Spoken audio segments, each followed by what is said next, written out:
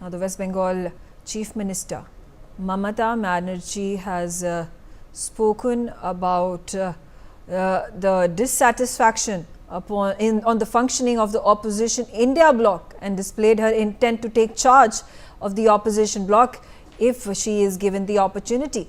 Now, in an interview, the Trinamool Congress leader said that she was one of the founding members of the India bloc, and if given the opportunity, she would quote unquote run the show. Listen into what she said.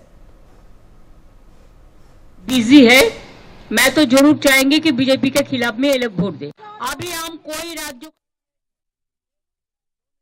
देखिए, आज ये साबित हो चुका है कि INDI alliance का कोई भी नेता राहुल गांधी के नेतृत्व व प्रियंका वाड्रा के नेतृत्व में विश्वास नहीं रखता है। इंडी अलायंस का पूरा नेता का पूरा जो गठबंधन है वो ये समझता है कि राहुल गांधी एक पॉलिटिकल फेलियर है। ये सब के सब लोग इंडी अलायंस में जनता के लिए नहीं लड़ रहे, ना जनता के मुद्दे उठाने की बात कर रहे हैं। ये सब के सब लोग एक दूसरे की राजनीतिक जमीन को काटने का प्रयास कर रहे हैं। इसीलिए कभी अखिलेश यादव कहते हैं वो नेता है, कभी ममता बनर्जी कहती हैं वो नेता है, कभी स्टालिन कहते हैं वो नेता है, और सब लोग स्वर में ये कहते हैं राहुल गांधी नेता नहीं है, ना प्रियंका वाड्रा नेता नहीं है। जब टीएमसी की जीत हुई तो टीएमसी ने पूरे देश में अपना नेटवर्क तैयार करना शुरू किया। हरियाणा में भी, उत्तर प्रदेश में, बंगाल और वहाँ गोवा में भी हर जगह हाथ पांव मारा। टीएमसी कहाँ तक सफल हुई इसी से समझ सकते हैं। जो अपनी पार्टी बंगाल के बाहर नहीं ले जा सकी, वो देश तक स्तर पर क्या लड़ेंगे, क्या नेतृत्व करेंगे। पहले एक और राज्य में जाकर के विस्तार तो कर सके।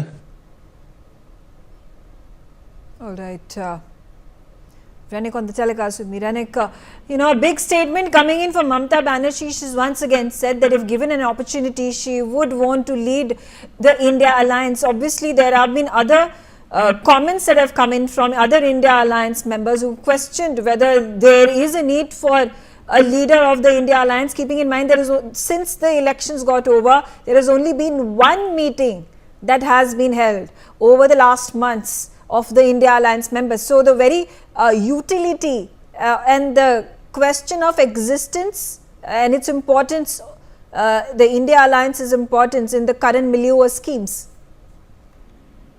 हाँ, एकदम देखिए, ममता बनर्जी की तरफ से जो कमेंट किया गया है उस कमेंट को लेकर एक बार जो कंट्रोवर्सी वो चालू हो चुका है इंडिया अलायंस को लेकर, क्योंकि इंडिया अलायंस का जो मेंबर्स है उनके तरफ से जो इससे पहले भी दिखा गया था कि जब पहले ममता बनर्जी के साथ इंडिया अलायंस का सही तरीके से बन नहीं रहा था।